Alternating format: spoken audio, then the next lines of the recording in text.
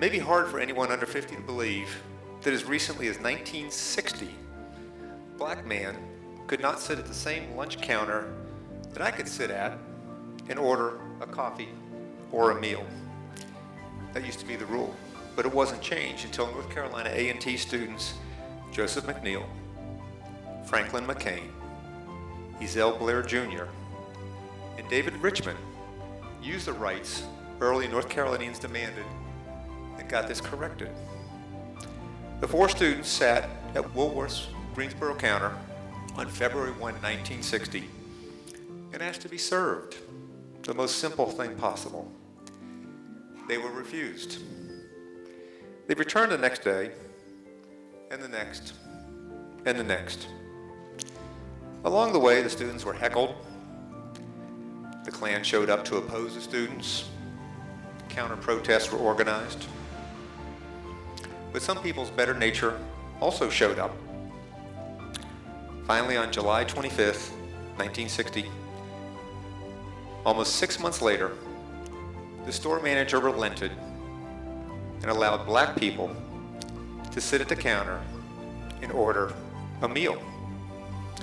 McNeil, McCain, Blair, and Richmond had changed America for the better.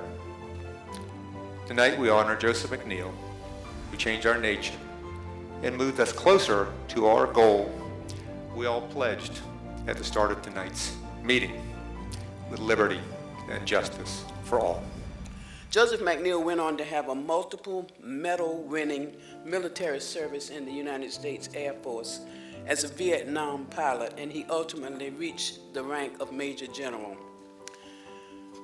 Council, you were very responsive and made this very visible tribute happen in record time.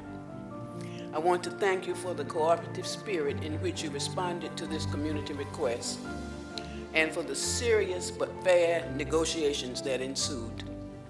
The staff was extremely helpful.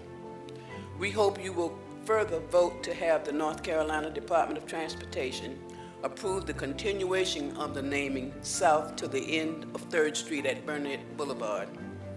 We are grateful for all the support you are providing to further this project and know it will continue as we plan the commemoration tentatively being held on October 12th, the weekend of Joseph McNeil's 60th high school reunion. We realize this is a historic moment in time, and the fact that this is major is not lost on our entire community. There are citizens, some of who stand with me tonight, and several groups of citizens who are here to support this resolution and to witness the history that is being made here tonight. I'd like them to stand as their names are called. The Williston Alumni Association, Vietnam Veterans, the Commission on African American History, 100 Black Men, Williston Class of '59, the NAACP, the McNeil family, and all Willistonians who are present. And I am Joseph McNeil's oldest granddaughter. I'm just here this evening to say thank you so much. I've been educated about the process that it takes to get this kind of thing to occur. So I wanted to take a moment and say thank you. And also say that Grandma and Grandpa, because that's just what I call them and I will never call them anything else, Grandma and Grandpa will be here in October, and I have been speaking with them, and I also send their thanks and their regards. They'll be happy to come celebrate with Wilmington. As an African American, I am extremely pleased to make this presentation. I was born in 1954. I lived in Rockville, Maryland, and I had the privilege of being able to go to counters, because of some of the things that Major General Joseph McNeil did. So without any reservations, I'm extremely honored to offer this motion.